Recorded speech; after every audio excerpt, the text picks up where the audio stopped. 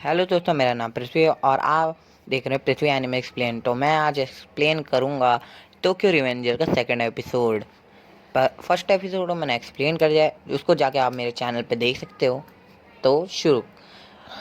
तो हम एपिसोड की स्टार्टिंग में हमें पिछले एपिसोड का रिकैप दिखा रहे हैं, जैसे जिससे जब टाकेमिची का एक्सीडेंट हुआ होता है तो कैसे वो पास्ट में आता है और बाद में वो बाकी सबसे मिलता है हिनाता से, और जब वो नोटा से हाथ मिलाता है तो वो बाद में फ्यू अपने प्रेजेंट में आ जाता है। और बाद में नोटा बताता है कि वो तो बच गया जब उसने उसको बचाने को बोला, पर वो हिनाता को नहीं बचाया। अब वही बता।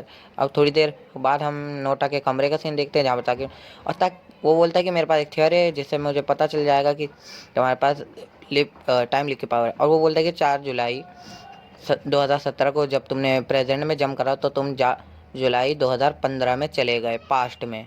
और मुझे पता है, मुझे विश्वास है कि तुम्हारे पास यही पावर है। और बाद में वो रिसर्च करने लगते हैं और छोटी छोटी बातों को भी वो इम्पोर्टेंटली लेते हैं। और बाद में दिखा जाता है, बाद में कहता है कि 2 दिन बीत चुके हैं और नोटा बोलता है कि मैं तुम्हें सब कुछ सिखाऊंगा। और ताकि कहता है कि इसकी प्लानिंग की वजह से तो मैं मारा जा सकता हूँ।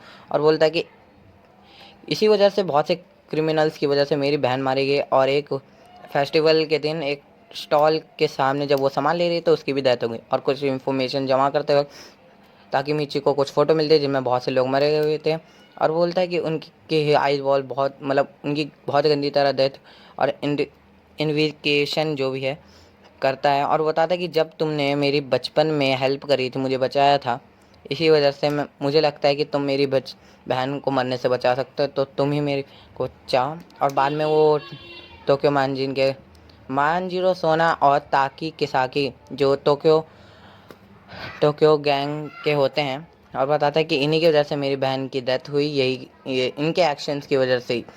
और बताता है कि पिछली बार जब तुमने हाथ मिलाया तो तुम पास्ट से प्रेजेंट आ गए थे। अब मुझे लगता है कि अब की बार हाथ मिलाओगे तो तुम आ सकते हो। और कहता है कि तुम अब की बार मेरी बहन को बचा लेना। और क्या, ताकि मुझे क्या, ठीक है, अब मैं हार नहीं मानूंगा और मैं लूज़ नहीं होऊंगा। और कहता है कि मैं सीरियस हूँ और तुम मेरा विश्वास मत होना। और ताकि अब की बार मैं हार नहीं मानूंगा और मैं लूज होऊंगा। और कहता हूँ मैं अब की बार मैं अपना बेस्ट दूंगा।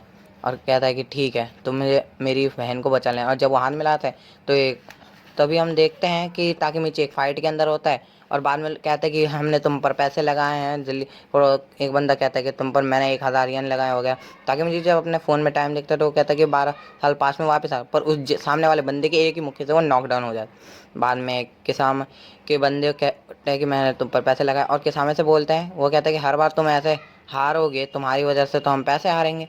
और उसे पनिशमेंट देने लगते हैं और उसे बहुत मारते हैं। किसान में से भी कहते हैं उसे मारने पर नहीं मार। और वो कहते हैं कि मैं एक स्लेयर हूँ, मैं अपने फ्यूचर में, मतलब अपने प्रेजेंट में मार खाए जा रहा हूँ, खाए जा रहा हूँ, मैं कुछ नहीं कर सकता। जैसे कि मैं हिनाता को कैसे बचाऊंगा। पर बाद में कहता है कि नहीं, वो बचा लेगा। और वो हिनाता के बारे में सोचने लगता है।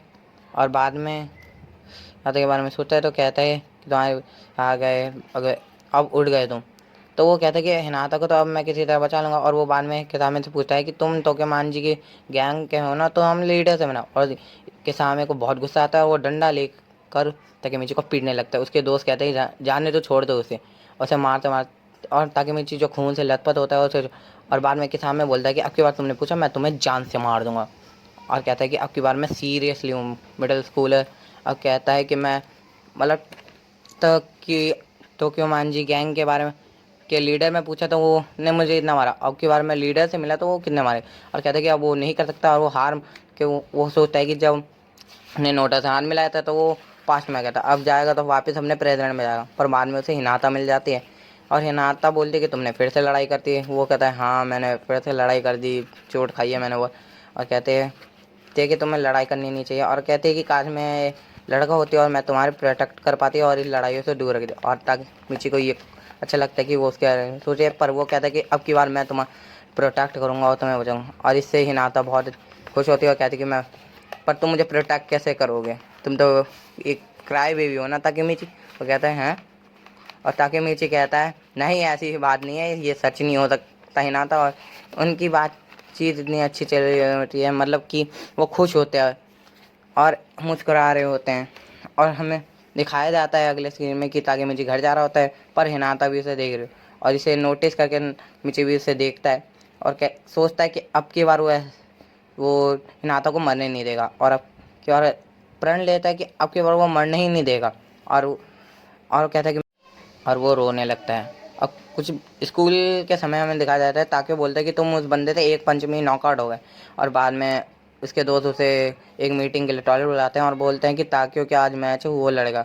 और ताकि मुझे कहता है कि मुझे पता है कि तुम नहीं लड़ सकते, तुम पिट जाओगे, पिछली बार भी तुम मरते मरते बचे थे। और ये चीज़ उसके दोस्त कहते हैं कि आपकी बार वो ताकुन क्या नहीं लड़ सकता, पर आकुन बोलता है कि वो किसी, पता नहीं वो किसके बोलने पे करता है, पर उसने इससे बात करी थी, पर बात उल्टा उसने को से मारा। पर वो ताकि वो बोलता है कि कोई बात नहीं, थैंक यू आकुन, तुमने मेरे बारे में इतना सोचा। और सारे दोस्त कहते हैं ठीक है, और उसे हौसला देते हैं और सारे चलने लगते हैं। और ताकि मिची सोचता है कि मैं, अच्छा है कि मेरे पास इतने अच्छे दोस्त हैं मिडिल स्कूल।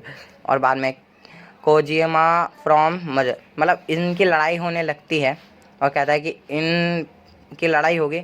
अब इस चीज़ पे सारे बंदे कहते हैं कि इससे मारो, मैंने तुम पर यन लगा दिया वगैरह। अब इस चीज़ की वजह से वो बंदा कहता है कि मुझे तुम मैं पीस के लिए एक ही बंदे में, और के सामने बोलता है बिगेन।